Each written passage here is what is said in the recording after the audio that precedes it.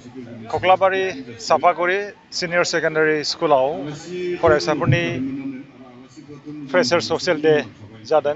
बेयाव गाहाय आलासि महरै बाहागो लानो मोननानै आङो जोबोरै गोजोननाय मोनदों। नैबे बुब्लियाव आङो फरायसाफोरखौ बोसोन होदों जोंनि साफ्रोमबो फरायसाफ्रा जोंनि देहा आरो फरायनायखौ इम्परटेन्स होनांगौ। जोंनि प्रायरिटिया जानांगौ जोंनि देहाखौ गोग्गो लाखिनाय, लेखाखौ बुरजा फरायनाय। जोङो जोंनि देहाखौ गोग्गो लाखिनांगौ आरो बियो जोंनि आखायावनो। बेनिखायनो फरायसाफोरखौ आङो बुंगोन जे जोंनि देहाखौ गोग्गो लाखिनो थाखाय कल्ड ड्रिंक्स बेखौ जोङो बाद होनांगौ।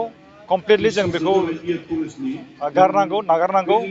कल्ड ड्रिंक्सआ मोनसे पयजन, मोनसे बिस। आरो बेनिफ्राय फास्ट फुड।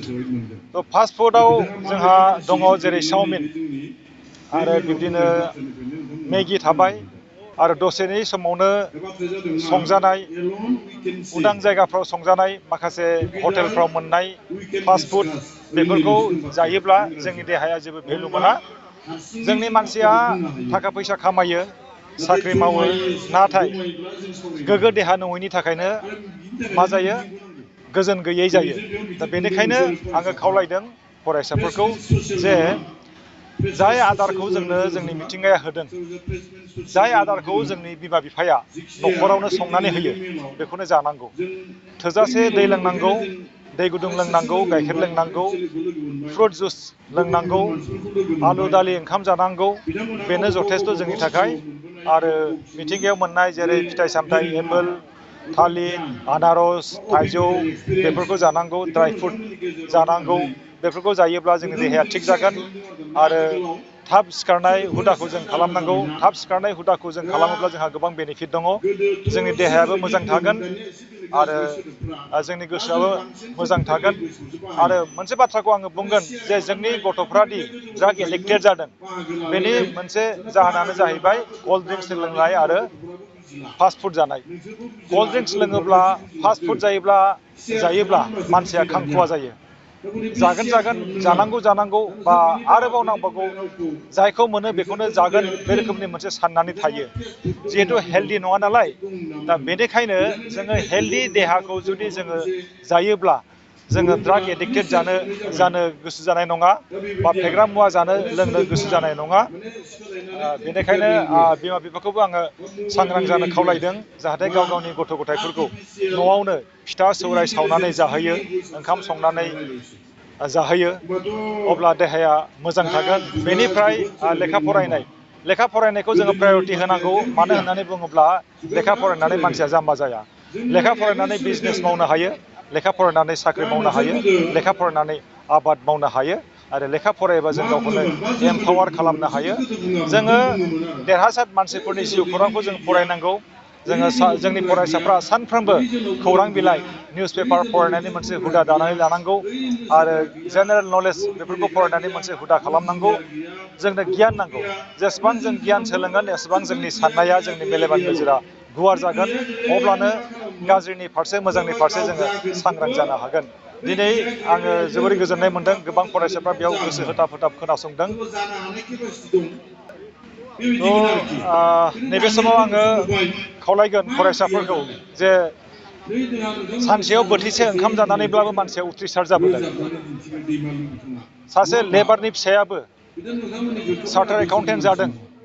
बेखौ जोङो नायनांगोन, जोङो गोसो होनांगोन। बैबादि सुबुङानो जुदि उथ्रिसार जानो हायोब्ला, होनब्ला जोंहाबो आथिं दं, आखाइ दं।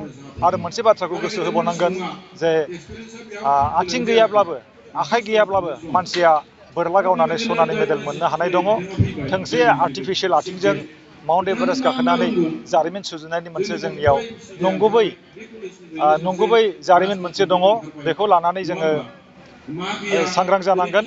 दा जोङो नुदों जोंनि फरायसाफ्रा खायफा मेट्रिक पास जानानै फरायनायखौ नागारो, खायफा BA पास जानानै फरायनायखौ नागारो, खायफा बिदिनो गेजेर खन्द'आवनो फरायनायफोरखौ नागारो। दा बे बेलायाव जोंहा माखासे फेक्टरफोर दङ।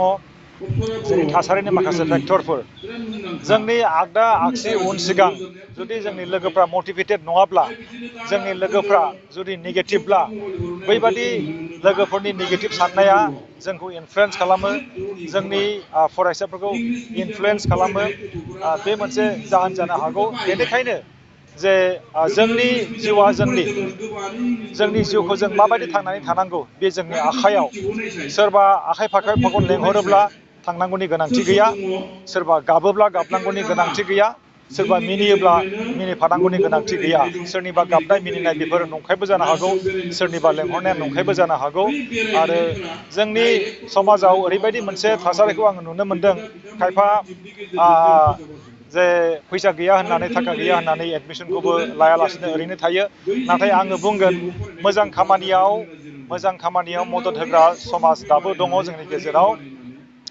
थाखा फैसा गैया होननानै जुदि जोङो गावनि बिमा बिफाखौ दाय होयोब्ला बियो जेंना सुस्रांनाय जानो हाया थाखा फैसा गैयाब्ला नोङो खुरमाफोरनियाव बिनो हायो नों गावनो टिउसन खालामनानै नों थाखा खामायनो हायो बा बिब्दिनो सोरबा मोजां मानसिफोरनाव थाखा बिथ'नानै लेखा फरायनो हायो मानो होनब्ला कलेज फरायनायाव बारा थाखानि गोनांथि गैया सोरखारि कलेजफ्राव थाखानि बारा गोनांथि गैया दा बेनिखायनो फरायसाफ्रा बेखौ गोसो होनांगोन जे फरायनायाव जोंनि फैसाया फेक्टर नङा आरो उननि समाव जुदि बिब्दिनो बिटेक एमटेक एमएससि बिएससि बिदि फरायनांगौ जायोब्ला बैबादि थासारियावबो जोंनि समाजनिफ्राय मदद होग्रा गोबां सुबुंफोर दङ बेखौ आं फोथायो